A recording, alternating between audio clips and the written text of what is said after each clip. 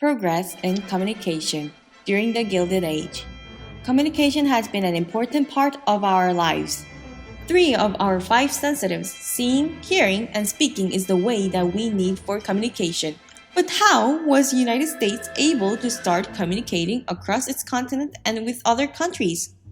Advancement in communication first began in 1858 when Cyrus Westfield first created the successful cable across America and Europe.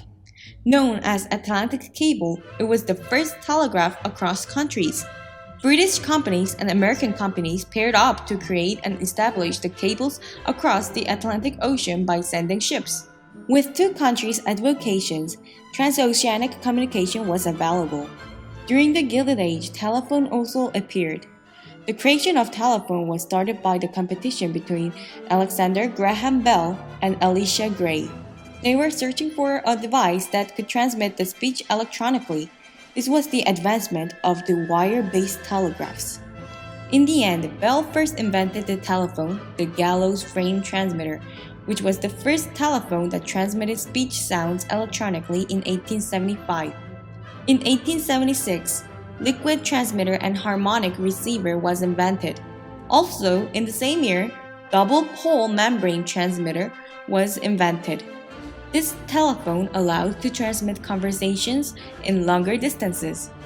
Telephones were publicly exhibited for the first time in this year in 1876 and was celebrated at the World Fair Philadelphia Centennial Exposition, where the Americas celebrated their completion of America's first century as an independent nation.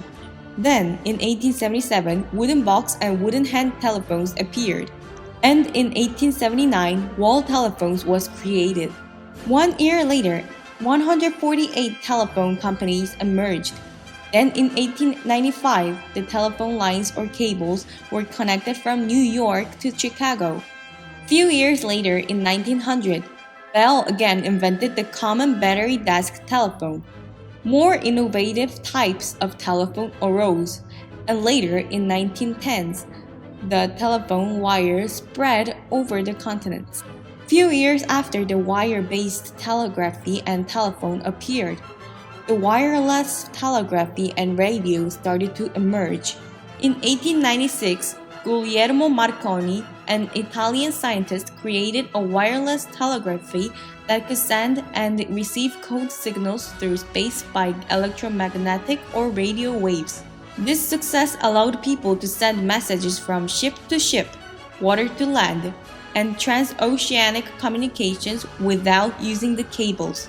In 1902, relying on the basis of Marconi's foundation, Reginald Fessenden, an American physicist, predicted that voice messages could also be broadcasted by radio waves. After 4 years, on Christmas Eve of 1906, Fessenden transmitted the voice to all people, including the mariners, through the North American airwaves in his experimental radio station located in Massachusetts. In the same year, Leda Forrest, an American engineer, invented a triode, the three-element vacuum tube that enabled broadcast signals to be detected and amplified by a radio receiver. This allowed continuous radio emissions, which made available to send the information quickly and actually made the radio broadcasts available with transmissions of voices and songs. All these efforts by several historical figures allowed the actual radio to emerge. Later on, Edwin Armstrong came up with the basic circuitry used in the radio receivers. In 1933, he created frequency modulation or FM of static-free radio.